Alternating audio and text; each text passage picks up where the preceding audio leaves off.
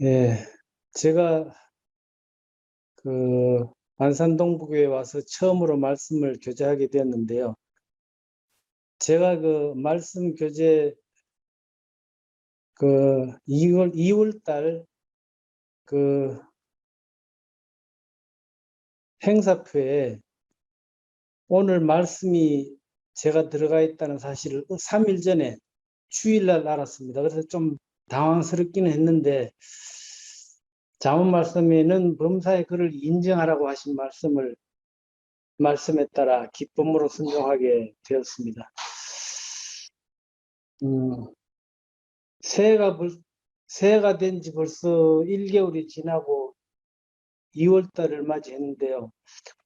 구정으로 치자면 오늘이 첫 집회 말씀을 또 공교롭게도 제가 전하게 되었습니다.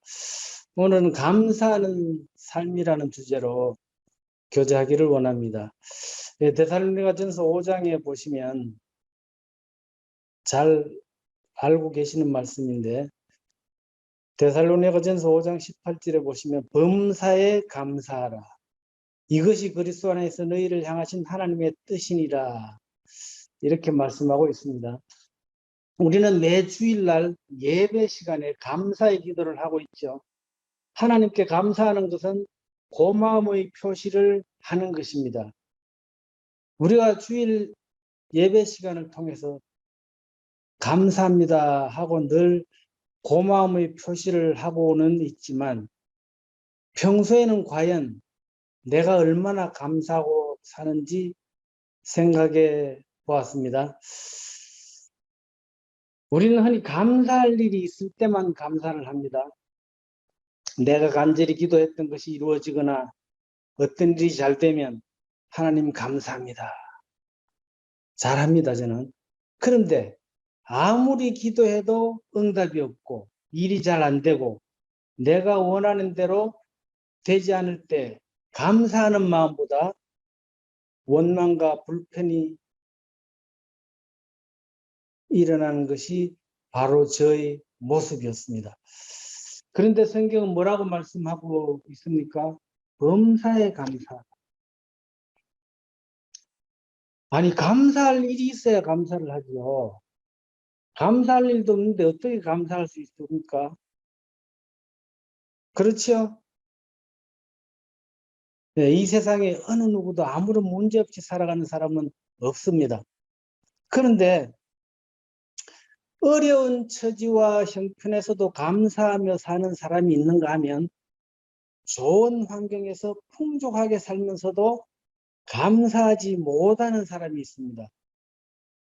그래서 결론을 말씀드리자면 감사하며 사는 사람과 원망과 불평하며 사는 사람의 차이는 재물이 많고 적고 환경이 좋고 나쁜데 있지 않다는 겁니다. 어려운 처지와 형편 때문에 감사하지 못하는 것은 그래도 그나마 조금 이해를 할 수 있지만 많은 것을 가지고 풍족하게 살면서도 감사하지 못하는 사람이 있는데 왜 그럴까? 찾아보니까 그것은 바로 욕심 때문이라고 했습니다. 말씀에도 잘 나와 있죠. 그렇다면 욕심은 어디서부터 온 것일까? 이것은 창세기로 거슬러 올라가야 되겠죠. 창세기 3장에 보시면 한번 찾아보실까요? 네, 잘 아시는 말씀인데 창세기 3장을 보시겠습니다.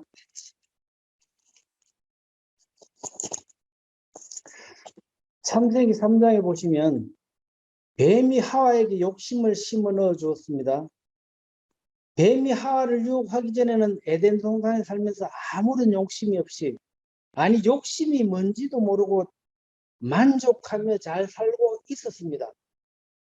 그런데 뱀의 달콤한 유혹에 넘어간 하와는 어떻겠습니까? 6절부터 한번 보시겠습니다. 3장 6절 제가 읽어보겠습니다.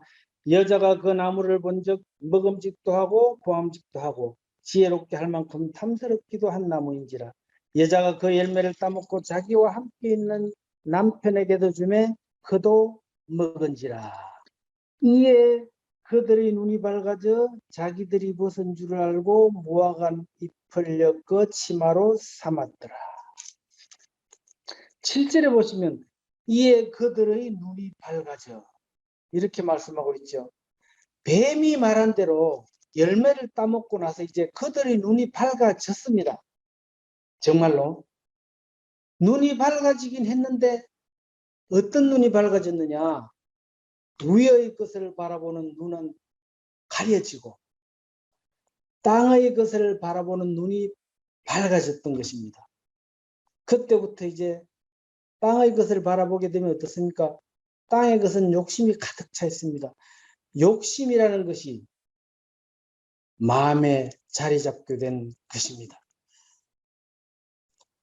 이 창세기 3장 말씀은 이따 다시 말씀드리기로 하고요. 예레미야 2장 13절을 한번 보시겠습니다. 제가 읽어보겠습니다. 내 백성이 두 가지 악을 행하였나니 곧 그들이 생수의 근원되는 나를 버린 것과 스스로 웅덩이를 판 것인데 그것은 그 물을 가두지 못할 터진 웅덩이들이니라. 물론 여기에서 터진 웅덩이라는 것은 정말 웅덩이를 말하는 것이 아니라 헛되고 무익한 우상을 비유적으로 말씀하는 것입니다. 자, 터진 웅덩이, 우상을 섬기는 것이라 그랬는데 사람들이 우상을 섬기는 목적이 뭐라고 생각하십니까? 혹시 아십니까? 네. 사람이 우상을 섬기는 목적은 그 우상을 존경해서가 아니라 자신의 욕심을 채우기 위해서 우상을 섬긴다는 거죠.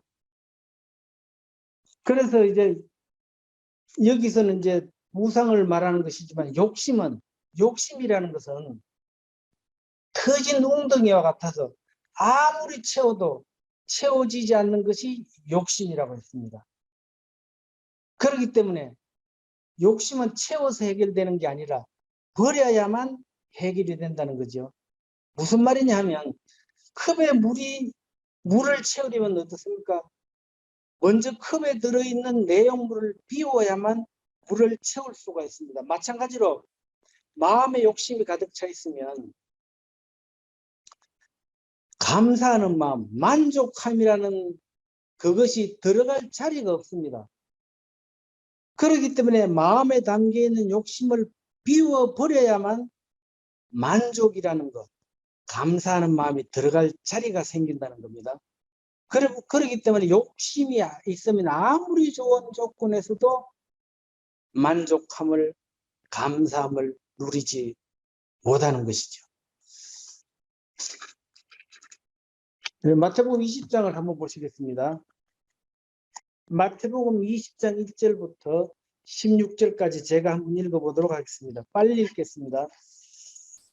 천국은 마치 품꾼을 얻어 포도원에 들여보내려고 이른 아침에 나간 집주인과 같으니 그가 하루 한 데나리온씩 품꾼들과 약속하여 포도원에 들여보내고 또 제3시에 나가보니 장터에 놀고 서 있는 사람들이 또 있는지라 그들에게 이르되 너희도 포도원에 들어가라 내가 너희에게 상당하게 주리라 하니 그들이 가고 제6시와 제9시에 또 나가 그와 같이 하고 제11시에도 나가보니 서 있는 사람들이 또 있는지라 이르되 너희는 어찌하여 종일토록 묵고 여기 서 있느냐 이르되 우리를 품꾼으로 쓰는 이가 없음이니이다 이르되 너희도 포도원에 들어가라 하니라 저물매 포도원 주인이 청지기에 이르되 품꾼들을 불러 나중 온 자로부터 시작하여 먼저 온 자까지 삭슬 주라 하니 제11시에 온 자들이 와서 한 데나리온씩을 받거늘 먼저 온 자들이 와서 더 받을 줄 알았더니 그들도 한 데나리온씩 받은지라. 받은 후 집주인을 원망하여 이르되 나중 온 이 사람들은 한 시간밖에 일하지 아니하였거늘 그들을 종일 수고하며 더위를 견딘 우리와 같게 하였나이다.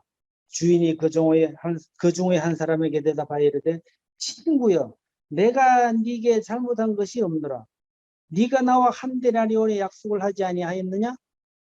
네 것이나 가지고 가라. 여기까지만 읽었습니다.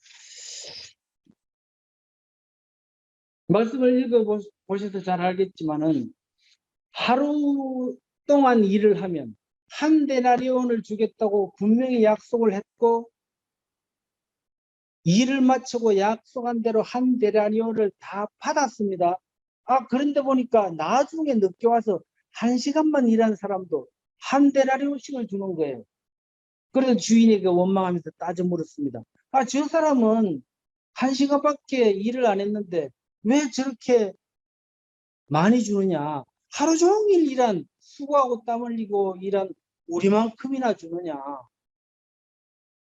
따졌습니다. 그런데 이 사람이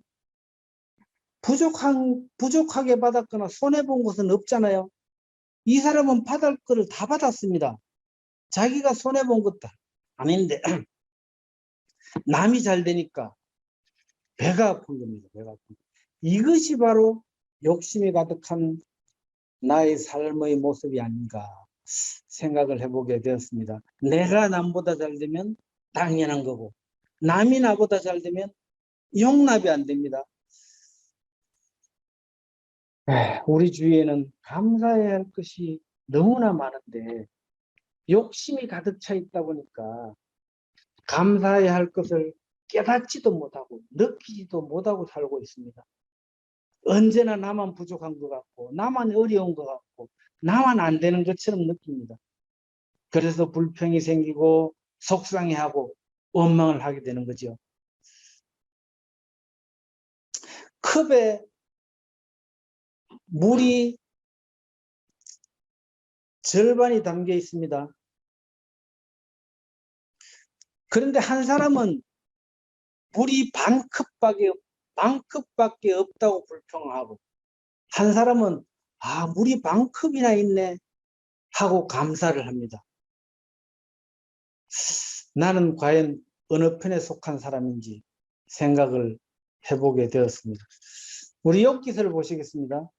욥기 1장 20절에 보시면 욥기 1장 20절에 보시면 다 읽었으면 좋겠지만 다 알고 계시는 내용이기 때문에 욥기 1장 20절에 보시면 욥이 일어나 겉옷을 찢고 머리털을 밀고 땅에 엎드려 예배하며 이르되 내가 모태에서 알몸으로 나와서온즉 또한 알몸이 그리로 돌아가올지라.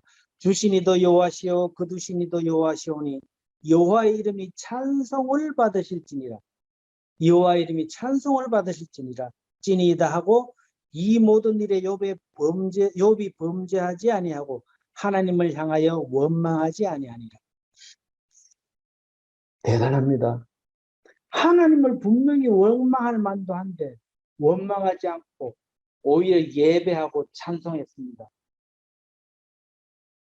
이 욥의 삶이 바로 범사에 어떠한 일이 일어났을지라도 범사에 감사하는 삶의 모습이 아닐까요?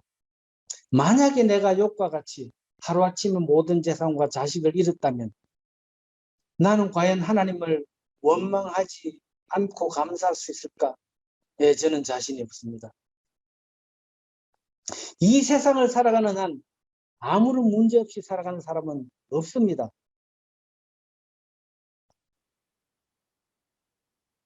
하나님, 이것만 잘 되면 감사하겠습니다. 하나님, 이것만 해결된다면 정말 감사하겠습니다. 저의 삶의 모습을 가만히 살펴보면 이것만 잘 되면 이것만 해결된다면 계속해서 끝이 없습니다. 그러나 우리의 삶의 가운데 감사할 만한 조건이 되었을 때만 감사한다면 과연 나는 감사할 수 있을까? 그렇지만 성경은 범사에 감사하라. 이것이 하나님의 뜻이라고 말씀하십니다. 범사에 감사하라 이것은 어쩌면 나에게는 불가능한 일인 것처럼 보일 수도 있습니다. 그런데 이것은 분명히 누구보다 우리의 형편과 처지를 잘 아시는 하나님께서 우리를 위해 우리에게 주신 말씀이라는 사실입니다. 너희가 어떠한 형편에 처해 있든지 모든 일에 범사에 감사하는 것이죠. 하나님은 불가능한 일을 맹목적으로 하라고 말씀하시지 않습니다. 범사에 감사하라.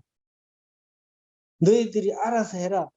이것이 아니라 하나님은 말씀을 통해서 우리에게 그 해결책을 알려주시죠. 어떻게 하면 범사에 감사할 수 있는 자가 될까? 바로 이 숙제의 해답은 말씀, 성경에 있습니다. 오늘 세 가지만 살펴보도록 하겠습니다. 어떻게 하면 감사할 수 있을까? 골로새서에서 말씀하고 있죠. 3장 1절을 보시겠습니다. 여러 군데 있지만 시간 관계상 세 군데만 찾아보도록 하겠습니다. 골로새서 3장 1절에 보시면 이렇게 말씀하고 있죠. 그러므로 너희가 그리스도와 함께 다시 살리심을 받았으면 위의 것을 찾으라.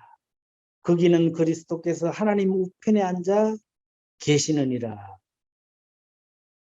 그리고 2절에 위의 것을 생각하고 땅의 것을 생각하지 말라. 이렇게 말씀하고 있고 5절에 뭐라 그래 했습니까? 그러므로 땅에 있는 지체를 죽이라.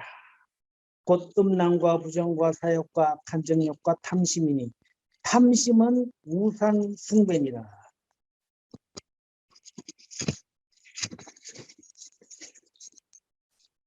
탐심은 우상 숭배라고 했습니다. 이 말이 무슨 뜻이냐면 아까도 말씀드렸지만은 사람들은 자신의 욕심을 채우기 위해서 우상 숭배를 한다는 겁니다. 아담과 하와가 선악과를 따먹은 것은 욕심의 유혹에 넘어갔기 때문입니다. 그래서 뱀이 말한 대로 선악과를 따먹고 눈이 밝아졌습니다. 아까도 말씀드렸지만 눈이 밝아지기는 했는데 위의 것을 생각하는 눈은 어두워지고 땅의 것을 바라보는 눈이 밝아졌습니다. 땅의 것을 생각하고 땅의 것이 잘 보이기 때문에 당연히 이 땅의 것은 욕심으로 가득 차 있지 않습니까? 욕심으로 가득 차게 된 것이죠. 그렇기 때문에 욕심이 가득 차 있기 때문에 아까 뭐라 그랬습니까? 욕심이 가득 차면 결코 만족함을 못 느낀다. 그리고 감사는 제가 되지 못하는 겁니다. 그래서 이제 하나님과의 관계가 끊어져서 사실은 죽은 자가 되었잖아요. 그래서 이제는 방금 말씀에 뭐라고 했습니까?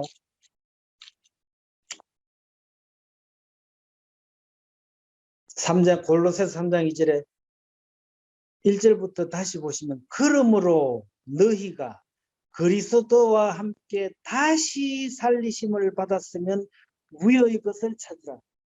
이게 바로 창세기 3장 말씀과 관계가 있다고 저는 생각을 하거든요.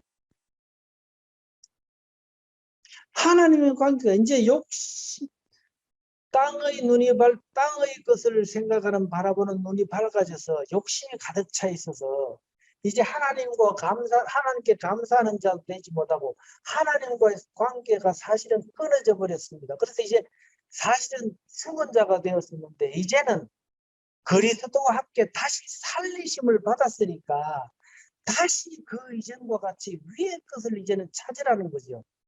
이제는 땅의 것을 찾지 말고 위의 것을 찾으라. 욕심으로 가득 찬 땅의 것은 생각하지 말라. 이제는 위의 것을 생각하라는 거죠. 그러면 감사하는 자가 된다는 겁니다. 땅의 것을 생각하고 있으면 결코 감사할 수가 없는 것입니다. 자, 어떻게 하면 감사하는 자가 될 수 있을까? 또 한 가지는 15절에 나와 있습니다. 골로새서 3장 15절에 보시면 제가 읽어보겠습니다. 그리스도의 평강이 너희 마음을 주장하게 하라. 너희는 평강을 위하여 한 몸으로 부르심을 받았나니 너희는 또한 감사하는 자가 되라. 이렇게 말씀하고 있습니다. 그리스도의 평강이 너희 마음을 주장하게 하라는 말은 그리스도의 평강이 너희 마음을 지배하게 하라 이 말입니다. 그리스도의 평강이 너희 마음을 지배하게 하라. 이 말은 아무에게나 주어지는 말이 아닙니다. 우리 그리스도인에게만 주어지는 특권입니다. 이제는 그리스도인이 되었기 때문에 그리스도인답게 그리스도의 평강이 마음을 지배하게 해야 된다는 것입니다. 전에는 내가 내 마음의 주인이 되어서 욕심이 가득 차 있었는데 이제는 예수님이 나의 주인이 되셔서 내 마음을 지배하게 되면 감사하는 자가 된다는 것입니다.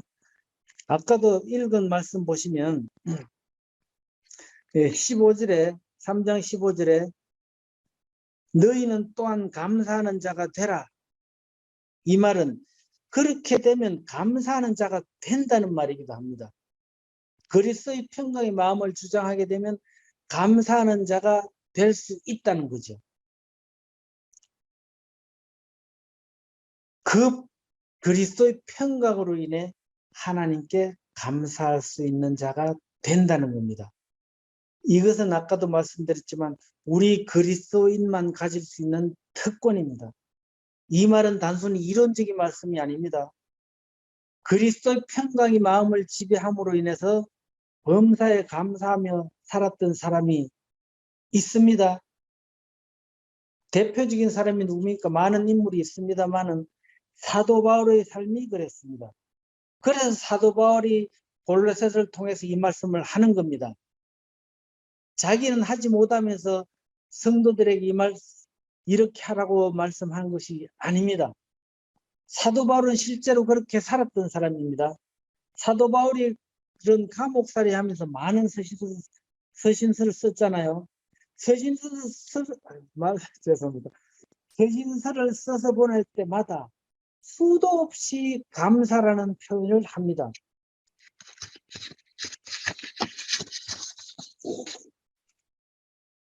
대표적인 예로 에베소서 5장 20절 말씀에 보시면 이런 말씀이 있습니다. 범사에 우리 주 그리스도 예수 그리스도의 이름으로 항상 아버지 하나님께 감사하며 항상 아버지 하나님께 감사하며 사도 바울의 감옥 생활이 즐거웠겠습니까? 언제 죽을지도 모르는 상황에서 그러한 상황에서도 사도 바울은 항상 하나님께 감사했습니다. 왜 그렇습니까? 이제는 주님이 사도 바울의 마음에 주님이 주인 되셨기 때문입니다. 그리고 그 주인 되신 그리스도의 평강이 사도 바울의 마음을 지배하게 되니까 사도 바울은 아무리 힘들고 어려운 일을 당해도 낙심하지 않았고 도저히 감사할 수 없는 상황에서도 항상 감사할 수 있었던 것입니다. 바울의 생애는 고난과 핍박의 연속이었죠. 그럼에도 불구하고 그는 항상 감사했습니다. 그래서 그는 자신 있게 우리에게 뭐라고 말하고 있습니까? 범사에 감사하라. 다윗의 삶도 그랬죠. 다윗도 수많은 감사의 고백을 했지만 한 말씀만 보시겠습니다. 시편 4장 7절에서 이렇게 고백을 합니다. 주께서 내 마음에 두신 기쁨은 그들의 곡식과 새 포도주가 풍성할 때보다 더하니이다. 내가 평안히 눕고 자기도 하리니 나를 안전히 살게 하시는 이는 오직 여호와이시니라. 지금 다윗이 어떠한 상태에서 이렇게 고백을 합니까? 지금 다윗의 아들 압살롬이 반역을 했습니다. 그래서 아버지 다윗을 죽이고 자기가 왕이 되려고 합니다. 그래서 다윗은 아들 압살롬을 피해서 도망다니고 있습니다. 그런 와중에서도 다윗은 이렇게 고백을 합니다. 하나님이 나의 마음에 안겨주신 이 마음의 기쁨이 물질이 풍성할 때보다,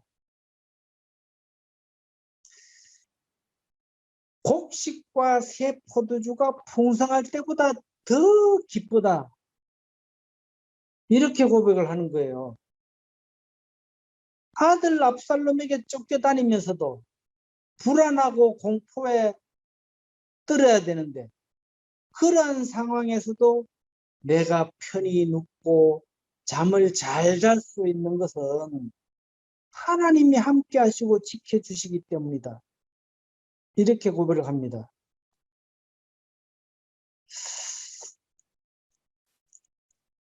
과연 나는 다윗과 같은 고백을 할 수 있을까?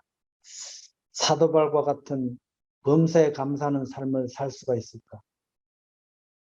한번 생각해 보는 시간이 되었습니다. 범사에 감사할 수 있는 또 한 가지는 잠언에 나와 있습니다. 잠언 3장을 보시겠습니다. 잠언 3장 6절에 이런 말씀이 있죠.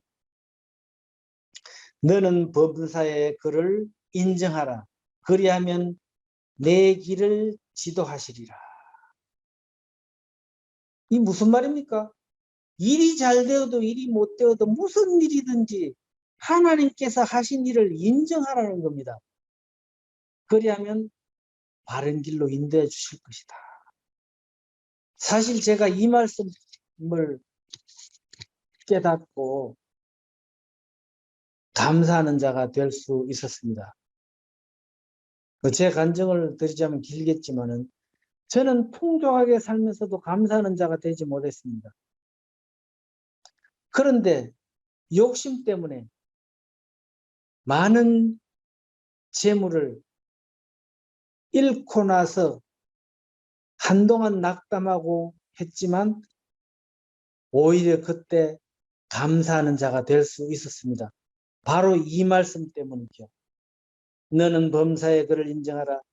네가 흥하든지 망하든지, 네가 하는 일이 잘 되든지 못 되든지 범사의 그를 인정하라는 것이죠. 그리하면 내 길을 지도하시리라. 이 말씀은 그리하면 바른 길로 인도하신다는 거죠. 일이 잘 되어도 못 되어도 인정하라. 내 방법대로 하면 분명히 잘 될 것 같은데 안 됩니다. 하나님의 뜻에 맡기고 따르면 이것은 안 될 것 같아. 아무리 생각해도 손해볼 것 같고 일이 잘 안 될 것 같고. 그런데 결국은 저의 경험을 비추어 보면 그 길이 가장 좋은 길이라는 것을 제가 깨달았거든요. 그것을 인정하고 나니까 감사하는 제가 조금은 다윗과 같이 사도 바울과 같이 범사에 감사하는 자가 되지는 못했지만 그래도 감사할 수 있는 자가 되더라고요. 이제 우리는 어떻게 해야 됩니까? 이제는 우리의 기도가 바뀌어야 됩니다.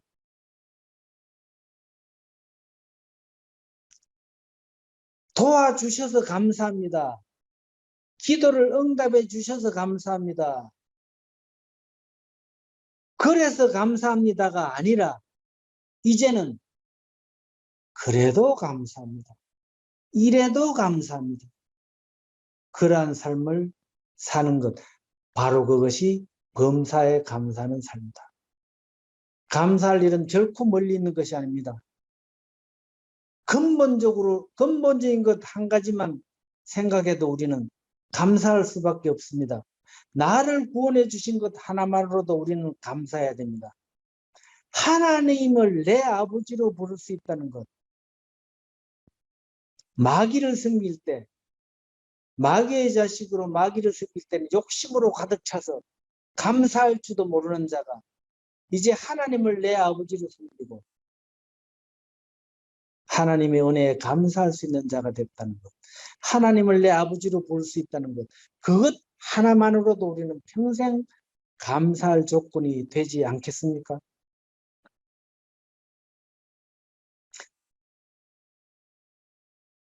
내 아버지 되시는 하나님께서 오늘도 나를 향해 이렇게 말씀하십니다. 나는 너를 사랑한다. 나는 너의 모든 것을 잘 알고 있다. 그리고 너는